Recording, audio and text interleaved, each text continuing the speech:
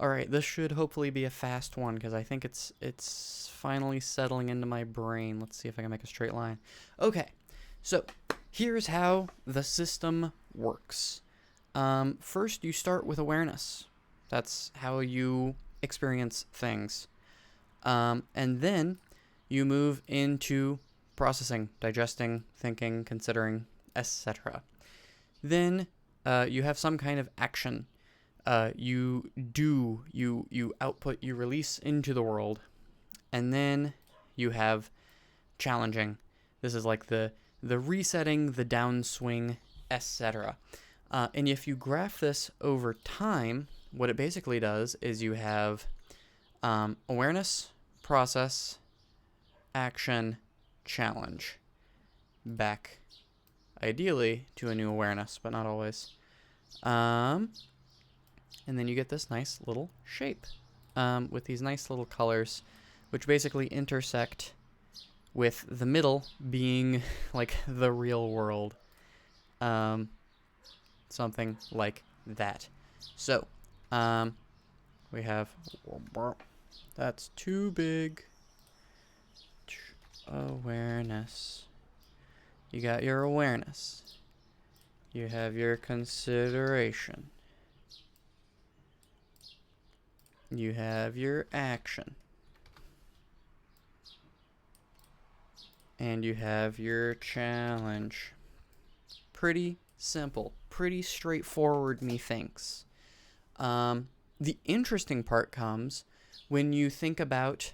so basically what people do is their ability... This is basically... There's the external... There's the external interface and the internal interface. And what that does, essentially, is that people are basically cycling through these four phases. So this thing,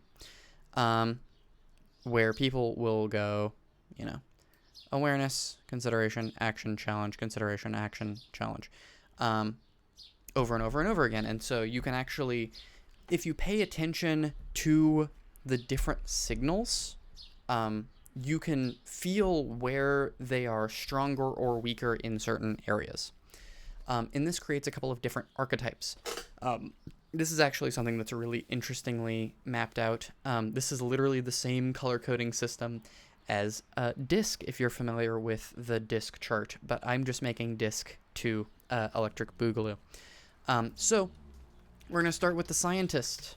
It's going to be really embarrassing if I misspell any of these. Somebody who is constantly ingesting and synthesizing information and trying to, understand the thing before they even start, actually trying to optimize something. Then you have the engineer, which is the person who's constantly trying to build and improve and optimize, etc. Then you have the caregiver, and this is basically the person who's constantly acting and desiring action. And then you have the cynic, which is constantly challenging and deconstructing preconceived notions and doing all of these other different things. And this is the chart in essence, where you can basically have the fundamental circle of action, the loop, and then you have how it deviates. So my natural inclination is within the internal realm.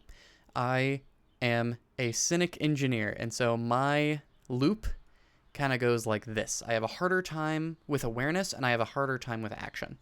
But I basically just keep making it more and more internal, because I'm a brain guy.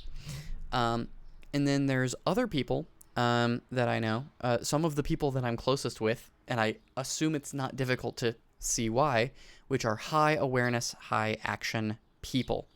That they counterbalance me out. Some of my favorite people are these scientist caregivers, because they're the ones who actually have the inputs to tell what's going on inside my internal system.